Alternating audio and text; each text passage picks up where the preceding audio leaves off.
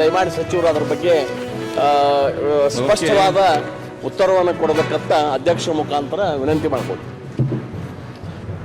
ಈ ಕುಸುಂಸಿಯಲ್ಲಿ ಅಲ್ಲಿ ಸ್ಥಳೀಯವಾಗಿ ಮಾಡಲಿಕ್ಕೆ ಈಗಾಗಲೇ ಕ್ರಮ ತಗೊಳ್ತಾ ಇದ್ದೀವಿ. ಅದರಿಂದ ನೀವು ಕೆಲವು ಜಾಗದಲ್ಲಿ ಓವರ್ಲೋಡ್ ಆಗ್ತಾ ಇದೆ, ಕೆಲವು ಫೀಡರ್ಗಳು ಅದರಲ್ಲಿಯೂ ಎಲ್ಲಿ ಓವರ್ಲೋಡ್ ಆಗ್ತಾ ಇದೆ ಅಲ್ಲಿ ಈಗ ನಾವು ಕರೆಂಟ್ ನಮಗೆ ನಾವು ಕರೆಂಟು ಎಷ್ಟು ಕೇಳಿದರೆ ಅಷ್ಟು ಕೊಡ್ತಾ ಇದ್ದೀವಿ ರಾಜ್ಯದಿಂದ. ಬಟ್ ನಿಮಗೆ ಅದನ್ನು ತಲುಪುವಂಥ ವ್ಯವಸ್ಥೆ ಇರಬೇಕಲ್ಲ, ಅದು ಓವರ್ಲೋಡ್ ಆದರೆ ಅಲ್ಲಿ ತಲುಪ್ತಾ ಇಲ್ಲ. ಅದಕ್ಕೋಸ್ಕರವಾಗಿ ಅದು ಸಮೇತ ಆದಷ್ಟು ಕುಸುಂಸಿ ಮಾಡಲಿಕ್ಕೆ ಹೇಳಿದ್ದೀನಿ.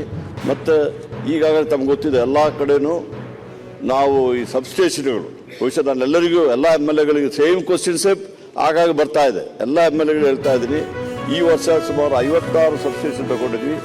ಬರುವ ವರ್ಷ ಸುಮಾರು 100 ಸಬ್ಸ್ಟೇಷನ್ ಈಗಾಗಲೇ ತಗೊಳ್ಳಿಕ್ಕೆ ನಾವು ಈಗಾಗಲೇ ಪ್ಲ್ಯಾನ್ ಮಾಡ್ತಾ ಇದ್ದೀವಿ.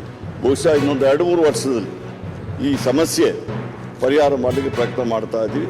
ಅದರಿಂದ ನಿಮ್ಮ ಇದನ್ನು 2 ವರ್ಷ ಒಳಗಡೆ ಬಾಕಿ ಇರೋದು ಸಮೇತ ಚೇಂಜ್ ಮಾಡ್ತೀವಿ. ಗ್ರಾಮಾಂತರ ಪ್ರದೇಶದಲ್ಲಿ 48 ಅವರ್ಸ್ ಒಳಗಡೆ ಕೊಡಲಿಕ್ಕೆ ನಾವು ಇದು ಮಾಡ್ತಾ ಇದ್ದೀವಿ.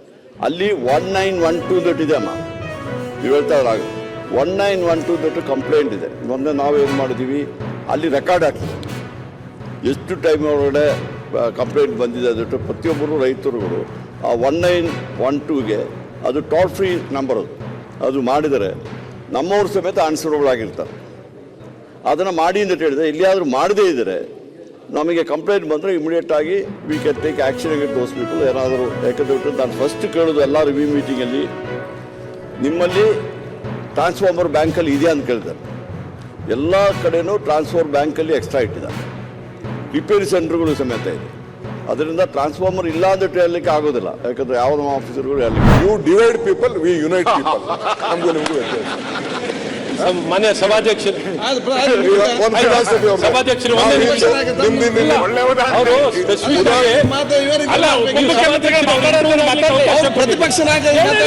ಉಪಮುಖ್ಯಮಂತ್ರಿ ಅವ್ರು ಕೇಳಿದರೆ ನಾನು ಈ ಕಡೆಯಿಂದ ಸಭಾಧ್ಯಕ್ಷರೇ ಅವ್ರು ಕೇಳಿದ್ರು ಮಂಡ್ಯ ಯೂನಿವರ್ಸಿಟಿ ಅಥವಾ ಬೇರೆ ಬೇರೆ ಯೂನಿವರ್ಸಿಟಿ ಮಾಡೋದ್ರಿಂದ ಆ ವಿದ್ಯಾರ್ಥಿಗೆ ಏನು ಅನುಕೂಲ.